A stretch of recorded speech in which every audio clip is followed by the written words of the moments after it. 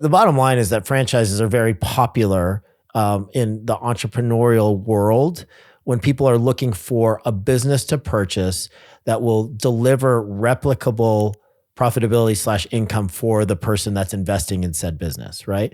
And the reason why these things are so popular is because there is a set formula, right? There's a marketing formula, there's an operational formula, there's somebody that's going to help you with demographics and tell you where to put it.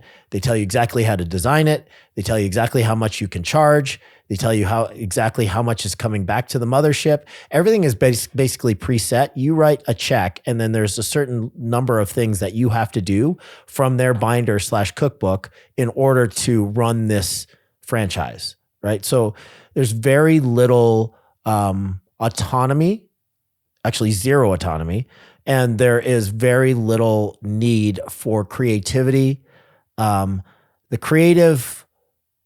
The creativity and the autonomy has been done by the founders, and you are purchasing their operating system, right? And if you read the book E-Myth Revisited by Michael Gerber, he talks about the franchise prototype. Whether or not you ever want to franchise your business, you should try to create, and we call it a flagship practice. You want to create, in his words, a franchise prototype of your business that could be replicable 5,000 times, right?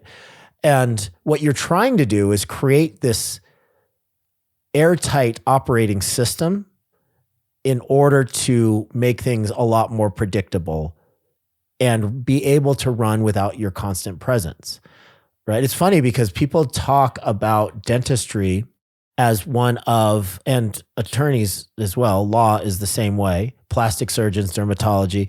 They talk about these industries that are extremely highly paid, but the vast majority of people never get past the hours for dollars phenomenon, right? Mm-hmm. So a good dentist can make $500,000 a year trading just their skill set through a number of hours that's going to spit out a number as far as profitability, right?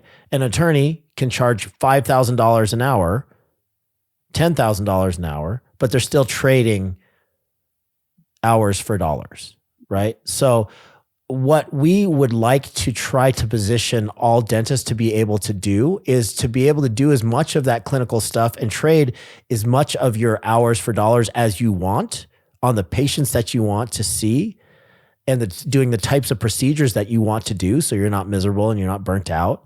But additionally, to have a practice that if you decided that you weren't going to do the clinical stuff and show up every single day, the business would still run without you, right? And that's what's so attractive about franchises for so many people, and the fact that, some people have, 2,000 franchises stores because it is plug and play, it's set it and forget it. If you could potentially do that, and it's much harder for dentistry because we're not flipping hamburgers here, right? It's a very human dependent business. You need people that can relate to the patient base, that have a good clinical skill set, have good chairside manner, have good ethics, see things the same way that you do philosophically. And that goes for hygiene, for dentists, for clinical assistants. So it's much more difficult in dentistry to do that than a hamburger joint or a gym or anything else out there that's a popular franchise. But there is a level of systemization that you can get to so that the business is not solely dependent on you. And that's the main goal.